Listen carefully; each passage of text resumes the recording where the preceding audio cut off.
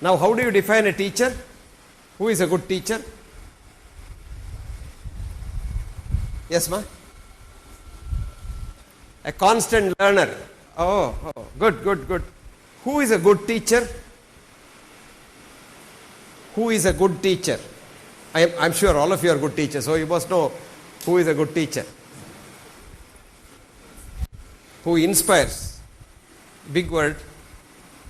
We get all this all the time. Inspiration. Where does it come from? From perspiration. A good teacher is one who makes the student want to learn the subject. Did you understand? A good teacher is one who makes the student want to learn that subject. Not telling everything that you know, because you can't tell nobody anything that he does not know already. How do you do that? You are like the menu in the restaurant. When you go to the restaurant, what do you see first? Menu card. On the menu card, if it is very good, then you want to eat all that is the menu card.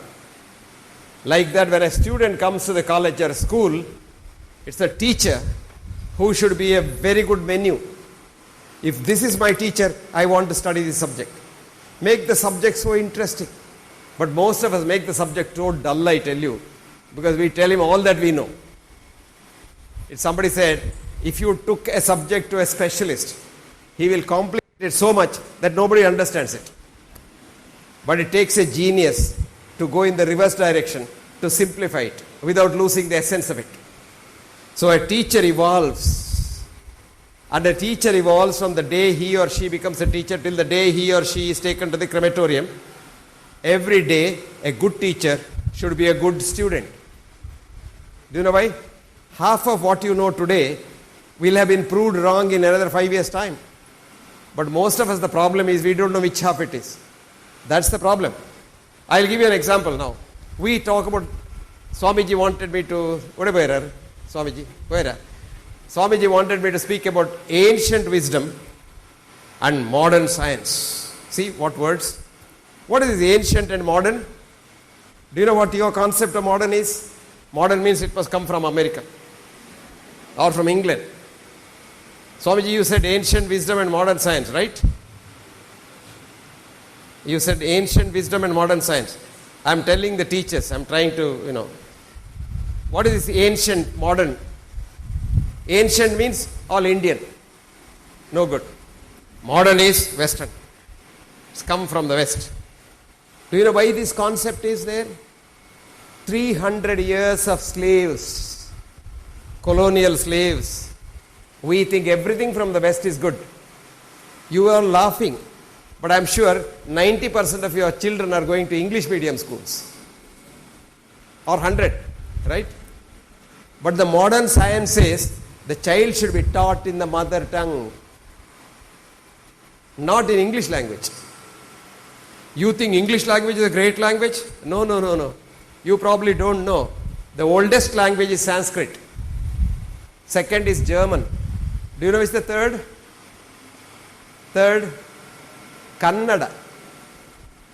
Kannada is the third oldest language in the world. There was a huge conference on languages and linguistics in Delhi. I happened to be in that place, same place staying, so they forced me to go there. And then I found this for the first time. Germans talking about Kannada and saying that after German language came Kannada language, and all, no Tamilians here, no? All South Indian languages emanated from Kannada. And our mother tongue Tulu is more ancient than even Sanskrit. It comes from Prakrit. Tulu and Malayalam, they have a part of Prakrit. And Tulu has a script also. Only thing is it's just lost. No, that's not important. What I'm trying to say is, you think these are all old? Kannada medium shalige yaar hogtare? Yaar hogudilla. Do you know what I suggested to them? All IAS officers and all politicians must have their children in Kannada school, so that the Kannada schools at least become better schools. On the contrary, what happens is Kannada schools are so bad, there are no teachers. So there are no teachers. So friends, modern is in reference to our ancient things. For anything to look forwards, you must be able to look backwards. In Latin, there is a nice saying, respice to prospice. If you want to look forwards, you must look backwards. Supposing I want to throw a ball from here, I throw it like that, it will only go up that. If I take the ball back and throw it, it will go to the back. So you must look back.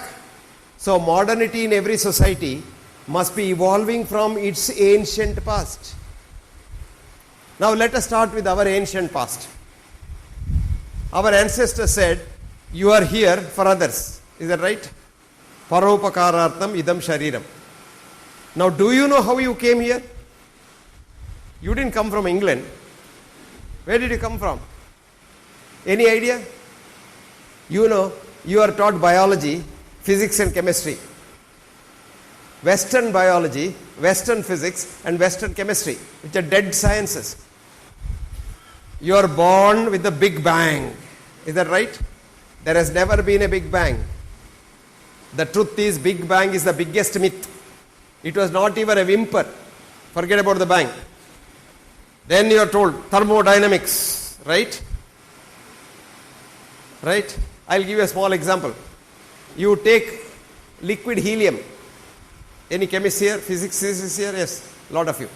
Put it in a bowl and hang it on top. After 2 days, the helium will rise up, go up, and then come on the sides. Where is thermodynamics? See? But the real science is the living science. This is now West also has woken up to that. It's called, what's that science called? Evolutionary biology. What's the science name? Evolutionary biology. Difficult to find out if you don't know, but I'll give you a reference. There's a girl, not a girl, old lady, called Elizabeth Sartoris. She is not Elizabeth, like what you read right here, Elizabeth. No. She is Elizabeth, Elisebt. She is a Spanish girl. Sahotis, Sahtours. She has written extensively. She is one of the leading evolutionary biologists. This earth started 4 billion years ago as a living earth, breathing earth, not a dead earth. Organic chemistry, inorganic chemistry. You have developed from carbon, hydrogen, nitrogen, oxygen and trace minerals. And you will become carbon, hydrogen, trace minerals when you die. No. Do you know our ancient wisdom? Atma does not die. The soul does not die. Today, you see today's science journal from Southampton University, researchers have found out that the consciousness, which is otherwise called the human mind, does not die with the body dying. Just this morning it is published. And this is the interesting story. Where is now modernity? We have come from the ancient part, that is, Atma does not leave. And Atma does not leave. The researchers have been able to follow up the mind for about 4 to 8 hours that the patient was there after death. But they don't know how long it lasts. We have to do more research. So our modernity, the modernity in India, should emanate from the ancient scriptures of India. Because India is a great country. India is a country where all wisdom existed. Even Westerners now don't question our wisdom. They say we have no right to question their authenticity or their antiquity. This was told by Voltaire. I was telling the B.Ed students yesterday. But what is interesting here is, now look at this Sanatana Dharma saying, Paropakarartham idam shariram. Now 4,000 billion years ago when the world started, for 2,000 billion years ago, this world lived on germs only. The occupants were germs. And what did these germs do? They were also like us. What do we do now? We are jealous of each other, fight and want to come up, and I want to eat more and I want. So many people are not eating. You couldn't care less. You eat, you are happy. You are inside your house. This doesn't happen that way. These germs ate up everything in the world that they had nothing to eat. Millions of years. Then they were dying. What did they do? What did they do? Any idea? Huh?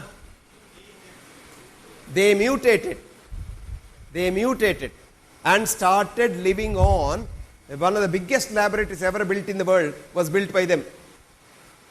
More than 2000 billion years ago. What was that laboratory? The green leaf. Chlorophyll. Can you make chlorophyll today in your laboratory? In any Western laboratory? You can't. But these germs took three things. The water vapor, carbon dioxide, and then sun. Fused it into. So they made green leaf, which was a source of all energy. Even today it's a source of all energy. They again became competitive. They started eating that. They ate everything. And then the byproduct of producing chlorophyll is oxygen. Good. See, he is not a teacher, but he is a great brain.